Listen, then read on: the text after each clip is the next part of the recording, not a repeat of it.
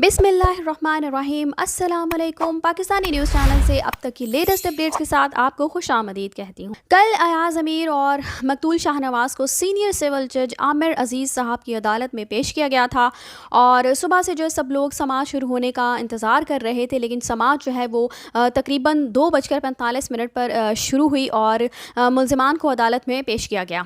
अदालत में बहुत रश था कल और मुतादिद सहाफ़ी और वकला और अयाज अमीर की पार्टी के अरकान भी जो है वो वहाँ पर मौजूद थे।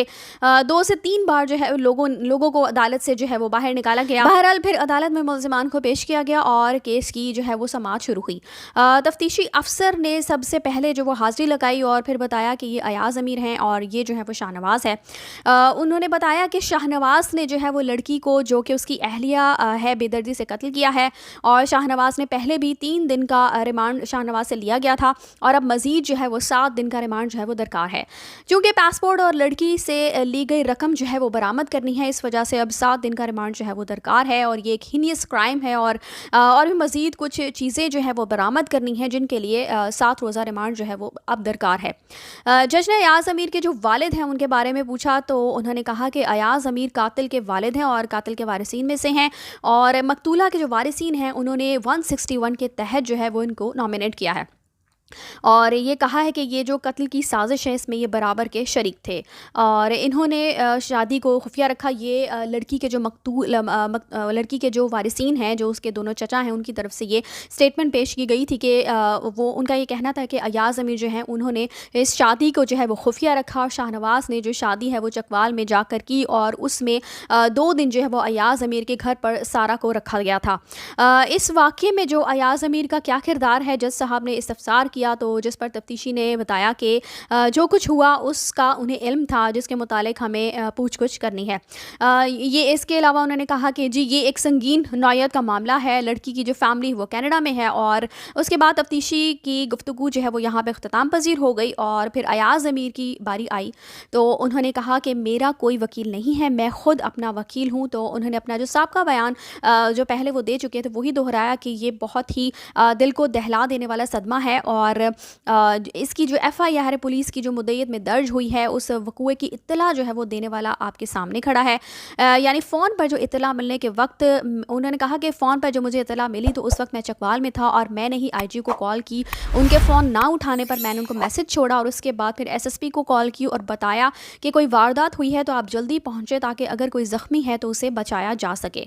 SHO को रास्ता तक जो है वो मैंने ख़ुद बताया। जब तक वो वक़ूआ पर पहुँचे मेरी उनसे 2-3-4 बार बात हुई।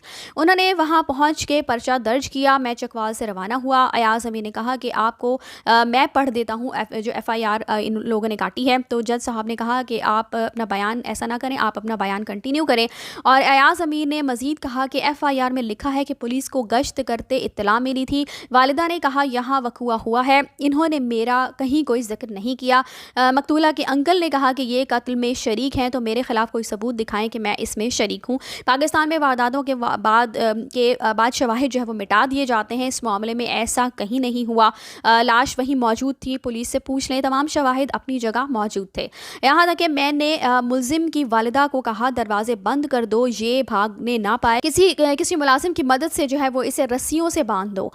9:16 पर जब मुझे वक़ूए की इत्तला मिली मैंने कहा जल्दी पहुँचें और यानी पुलिस को उन्होंने कहा कि आप लोग जल्द अज जल्द वहाँ पर वक़ूए पर पहुँच जाए। मुझे खामखा में मुलविस किया जा रहा है। यूँ तो आइंदा कोई भी वक़ूआ हुआ तो लोग जो है वो पुलिस को बताना पसंद नहीं करेंगे। 1 रोज़ा रिमांड में मुझसे कोई तफ्तीश नहीं की गई। इनसे पूछें क्या इन्वेस्टिगेशन की है इन्होंने। DSP भी मानते हैं कि मैंने इत्तला दी, हर तरह ताउन किया, प्राइवेट में मेरी ईमानदारी की तारीफ़ करते हैं और यहाँ आके कुछ और बोलते हैं। उसके बाद जो लॉ ऑफिसर है उनका कहना था कि इनका जो किरदार है यानी अयाज अमीर का जो किरदार है इस पूरे केस में कॉन्स्पिरेसी वाला है।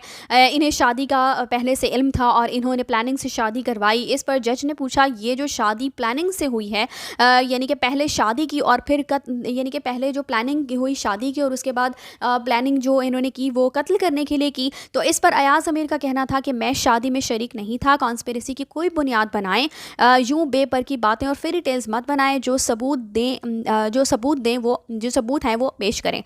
दोनों लड़का लड़की जो है 37 साल के इंडिपेंडेंट थे, मुझसे अलग रहते थे।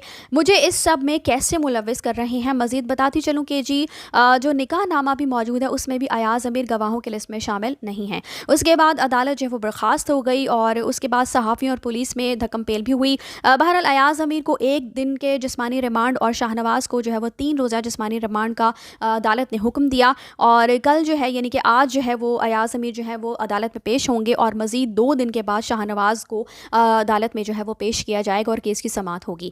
تو یہ تھا سارا حال احوال جو کل ایاز امیر کو عدالت میں پیش کیا گیا تھا اس کے حوالے سے، اور آج انشاءاللہ جیسے ہی کوئی اپڈیٹ آئے گی تو میں آپ کو ضرور جو ہے وہ اپڈیٹ کروں گی۔ تو ہمارا چینل سبسکرائب کرنا مت بھولیے گا، اور اگلی اپڈیٹس تک کے لیے اللہ حافظ۔